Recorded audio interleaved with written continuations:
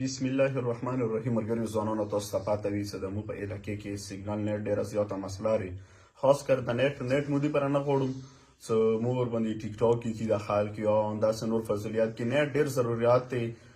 ټریول ایجنسی ته نیټ لګیږي، تعلیم دپاره نیټ لګیږي، نور داسې آنلاین کاروبار یې هغه ته نیټ لګیږي. مو د کروڑو روپیو نقصان په دې دوه درو میاشتو کې په خاص کر د انګو کوم ټل تحصیل دی د دې وشه. لکه زه ډېر افسوس سره یم، آیا د مو د ټل تحصیل عوامه ته به کله راپاسې؟ ته به کله د دې شي غام کې؟ آیا زه د ټل تحصیل مشرانو نه دا غوښته کوم چې څومره هنګو څومره مشران دي، خاص کر د ټل تحصیل مشران دي، آیا دا نیټ باندې که تاسو راضي وو، تاسو خپل بیان جاري کو چې بالکل مو راضي یو چې دا نیټ باندې عوام ته څه تکلیف نشته؟ بیا هېڅ خبره نشته. خو عوام سره بار بار ربطېږي، عوام ته ډېر زیات تکلیف دی د نیټ د واجې.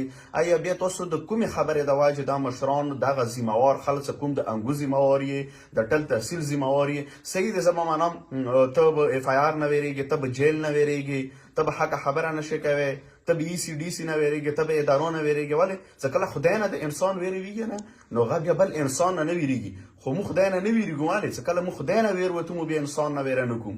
بیا به موږ لمونځ غم کوم، بیا به موږ اوداسه غم کوم، بیا به د دین اسلام غم کوم، بیا به د موږ حقې خبرې غم کوم. چې کله موږ الله نه ویره ورکړه شي، بیا موږ بندګانو نه ویره شي. بالکل بندګانو نه مه ویرېږو. په دې خاورې باندې، په دې وطن باندې د موږ د پښتون خپل حق دی، عیني قانوني دا د موږ وطن دی، دا د موږ خاوره دی. دوه درو میاشتو نه د انګو خاص کر د ټل تحصیل نیټ باندې ورسره توکسې د اورغزو والا لوور تحصیل سنټرل تحصیل نیټ باندې انداز اپر خویل اپر خاصه دو تباه برباد کړي ورګزي کې. زه دې عوام ته یم چې عوام بیا دا خبره کوي چې یاره مجبوره بس مشر منظور ورک شو، وطن ورک شوی، تاسو چېرته یو؟ یاره مون ناست یوم درته په ګراوند باندې، یوم درته په ولاړ یوم درته جرګې کې، مرکې کې، په روډ باندې، په اسپیټال باندې، په علاقې امن امان باندې، هر شي باندې مو اواز اوچات کړی دی.